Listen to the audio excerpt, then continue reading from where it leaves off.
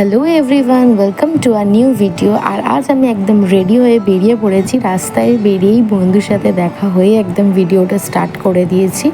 আর আজ আমি যেতে চলেছি ভূতনাথ মন্দিরে। আর তোমরা হয়তো থাম্বনেল আর দেখে বুঝেই গেছো। তারপর আমরা হাওড়া স্টেশনে চলে আসি। আর এই যে আর একটা সখীর সাথে আমার দেখা হয়ে যায়। আমরা তিনজনে মিলেই কিন্তু আজকে ভূতনাথ টেম্পেলে যাচ্ছি। আর তোমরা সবাই জানো যে এখন শ্রাবণ মাস পড়ে গেছে, তাই ভূতনাথ মন্দিরে না গেলে হয়। আর এটা কিন্তু আমি ফার্স্ট টাইম যাচ্ছি, তাই আমি আরও বেশি এক্সাইটেড ছিলাম যাওয়ার জন্য। তারপর আমরা বাস থেকে একদম মন্দিরের সামনে নেমে পড়ি। তারপর এই একটু হাঁটা পথ গিয়েই কিন্তু আমরা একদম মন্দিরের সামনে পৌঁছে যাই।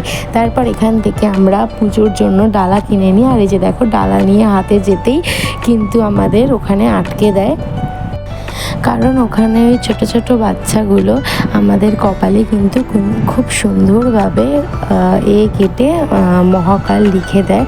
আর বিশ্বাস করো, এটা আমি ফার্স্ট টাইম করছিলাম, আমার কিন্তু খুব ভালো লাগছিল। আর আমাদের এক এক করে আমরা তিনজনেই করে নিই, তো সেটারই ভিডিও কিন্তু আমার ওই বন্ধুটাই ক্লিপ নিয়ে নিয়েছিল। তারপর আমরা মন্দিরের ভেতর ঢুকে পড়ি। আর আমরা কিন্তু ফোনটা ব্যাগেই রেখে দিই, কারণ পুজো দিতে গিয়ে ভিডিও করাটা আমার ঠিক ভালো লাগে না। তো ভালোভাবে আগে শান্তি মনে পুজোটা দিয়ে দিই, তারপরে আবার তোমাদের সাথে ভিডিও আমি শেয়ার করব। তো এই যে ফোনটা রাখলাম, আর ব্যাস এখানে আমি পুজো দিতে চলে গেলাম। আর তারপরে পুজো দিয়ে এসে তারপর দেখাচ্ছি আমরা যে কি করেছি আজকে।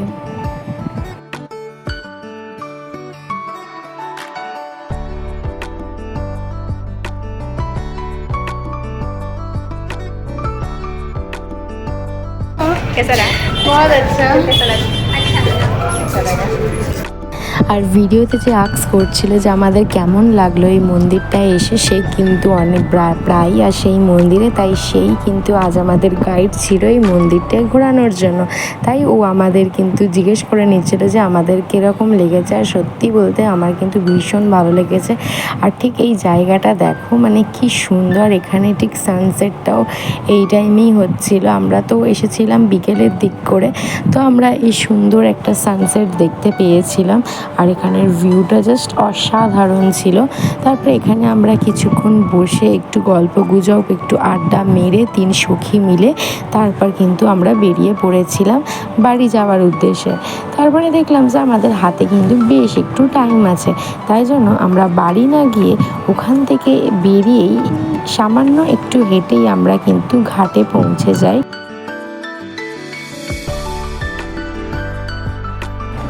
ওখান থেকে আমরা লঞ্চে চেপে চলে যাই হাওড়া। দেন হাওড়া থেকে এই যে দেখো গাইস, আমাদের লঞ্চের টিকিটও কাটা হয়ে গেছে। আর এরা দুজন কিন্তু ভুলে গেছে যে আমিও ওদের সাথে আছি, নিজেরাই হাত ধরে ধরে চলতে শুরু করেছিল। তারপর কিছুটা যাবার পর মনে পড়েছে যে আমিও আছি ওদের সাথে, তাই আমাকেও নিয়ে নিয়েছিল ওদের সাথে। তারপর আমরা এখানে লঞ্চের জন্য প্রায় 10 মিনিট মতো ওয়েট করি। তারপর আমরা হাওড়ায় চলে যাই। আর হাওড়ায় গিয়েই কিন্তু আমাদের ঘোরা কমপ্লিট হয়ে যায়নি। তারপর আমরা চলে গিয়েছিলাম রামকৃষ্ণপুর ঘাটের আরতি দেখার জন্য। তো এখানে কিন্তু আমরা অনেক ধৈর্যের সাথে দাঁড়িয়েছিলাম আমাদের লঞ্চের জন্য। তারপরেই দেখি গিয়ে যে এতে কিন্তু আরতি স্টার্ট হয়ে গেছে। তো আমরা ওখানে কিছুক্ষণ আর বসে আরতি দেখার পর কিন্তু ভীষণ খিদে পেয়ে গিয়েছিল, কারণ আমরা কিন্তু সেইভাবে কিছু বাড়ি থেকে খেয়েও বেরোয়নি পুজো দেওয়ার জন্য। তারপর এখান থেকে আমরা সামনেই একটা চায়ের দোকানে চলে গিয়েছিলাম খাওয়ার জন্য। কিন্তু ওখানে গিয়েও কিন্তু আমাদের অনেকক্ষণই বসে থাকতে হয়েছিল। তারপর আমরা একটু ওয়েট করার পরে কিন্তু আমাদের কাছে চলে এসেছিল আমাদের हंसी हारे हम लोग खाने पहुंच गए। ये रहा हमारा बिल खाने का, और हम 3 लड़कियां। Bye bye. এরপর কিন্তু আমরা এখানে খেয়ে দিয়েই কিন্তু একদম টাইম ওয়েস্ট না করেই বাড়ি চলে যাই। আর এখানে আমি আমার ভিডিওটা এন্ড করলাম। টাটা।